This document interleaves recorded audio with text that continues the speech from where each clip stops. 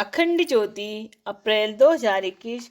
शीर्षक है सोच समझकर करें वाणी का प्रयोग।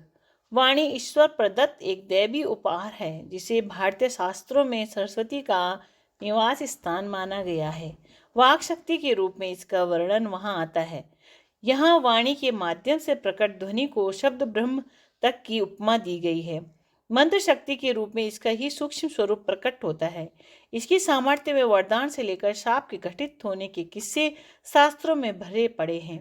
लोक व्यवहार में वाणी का अपना महत्व है, जो सामाजिक जीवन में सफलता से लेकर आंतरिक शांति संतोष का आधार बनती है।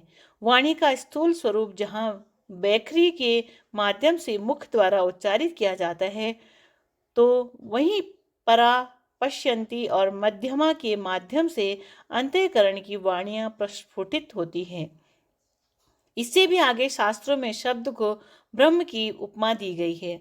शब्द की बड़ी सामर्थ्य बताई गई है। जब हम किसी शब्द का उच्चारण करते हैं तो उसका प्रभाव न केवल व्यक्ति के गुप्त मन पर पड़ता है, अपितु सारा संसार भी इससे प्रभावित होता है, क्योंकि शब्द का कभी लोप नहीं होता। प्रत्येक शब्द वायुमंडल में गूंजता रहता है और वह समान धर्मी व्यक्ति के गुप्त मन से टकराकर उसमें तदनुकूल प्रतिक्रिया उत्पन्न करता रहता है। यह अनुभव सिद्ध बात है कि जिसके प्रति हम शब्दों के द्वारा अच्छी भावना प्रकट करते हैं, वह व्यक्ति अनजाने ही हमारा प्रेमी और शुभ चिंतक बन जाता है। इसके विपरीत जिनके बारे में हमारे विचार या शब्द कलुषित होते हैं, वो अनायास ही हमारे अहित चिंतक शत्रु बन जाते हैं। अर्थात शुभ एवं मंगल वाणी से आप्तजनों एवं सर्वसाधारण समाज में सद्भावना का प्रचार होता है, जिससे समाज का वातावरण आनंद और उल्लासपूर्ण बनता है। प्रत्येक शब्द हमारे अंतःकरण पर एक अमिट गुप्त छाप छोड़ जाता है, जो हमारे स्वभाव और चरित्र के निर्माण में योगदान देता है। शब्दों की इस अतुलनीय सामर्थ्य को देखते हुए हमारे मनीषियों और शास्त्रों ने हमें प्रत्येक शब्द के प्रति अत्यंत सावधान रहने का संकेत दिया था तथा वाणी को सदा मधुर, पवित्र एवं हितकारी बनाए रखने का निर्देश दिया था। गोस्वामी तुलसीदास जी के शब्दों में तुलसी मीठे वचन ते सुख उपजत चहूँ और वशीकरण एक मंत्र है, तज दे वचन कठोर। इसी तरह कागा काको धन हरे, कोयल काको दे, मीठी वाणी बोलकर जग बस में कर ले। अर्थात मीठे वचन बोलकर सारे जग को अपने वश में किया जा सकता है, दूसरों को अपना बनाया जा सकता है, लोगों के हृदय में अपना स्थान पाया जा सकता है। साथ ही शास्त्रों में वाणी के सत्य एवं कल्याणकारी स्वरूप पर भी बल दिया गया है। महर्षि व्यास योग दर्शन के भाष्य में कहते हैं कि सत्य का प्रयोग जीवों के हित के लिए करना चाहिए, अहित के लिए नहीं। जिसके बोलने से प्राणियों की हानि होती है, वह सत्य होते हुए भी असत्य एवं पाप ही माना जाएगा। ऐसा अविवेकपूर्ण सत्य बोलने से दूसरे निर्दोषों को कष्ट उठाना पड़ता है और वक्ता को पाप लगता है। इसीलिए परिस्थिति को भली प्रकार विचार कर विवेक का सहारा लेकर सबके लिए कल्याणकारी हो, ऐसी वाणी ही बोले।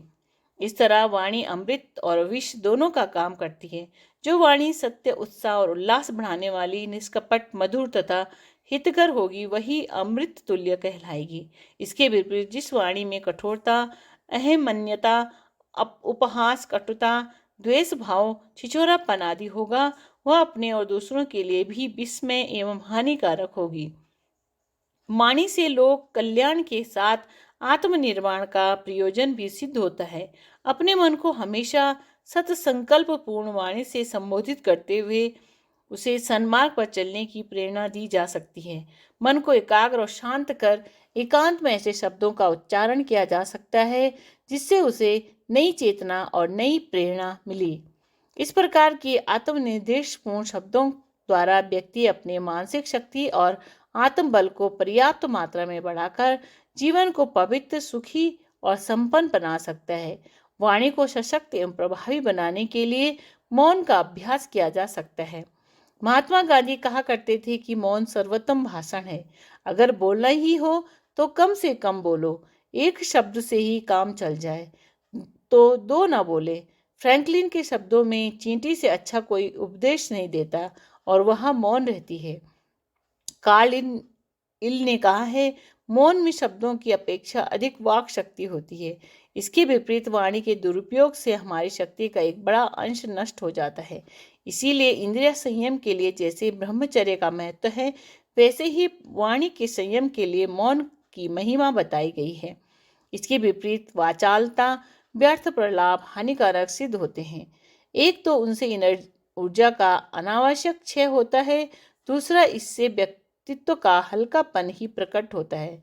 फिर यह भी नहीं पता कि अपने बहाव में जवान कब फिसल जाए कि अर्थ का अनर्थ निकल जाए, जो बाद में स्वयं के लिए ही गंभीर पश्चाताप का कारण बन जाए। निसंदेह मौन में बड़ी शक्ति है। वाणी संयम या यथासंभव मौन से वाणी को बल मिलेगा।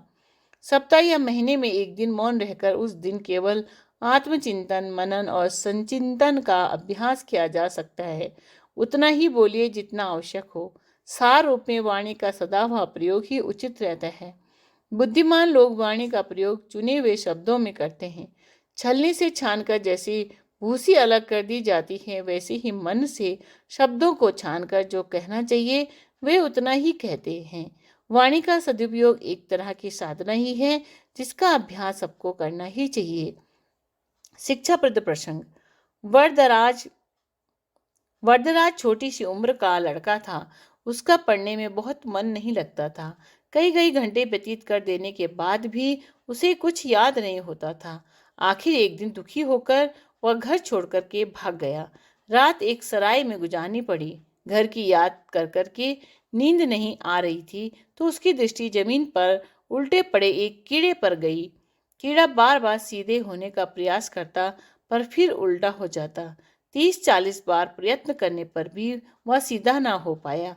आखिरकार उसने 41वीं बार जोर लगाया और सीधा हो गया। इस घटना का वरदराज के हृदय पर बड़ा प्रभाव पड़ा।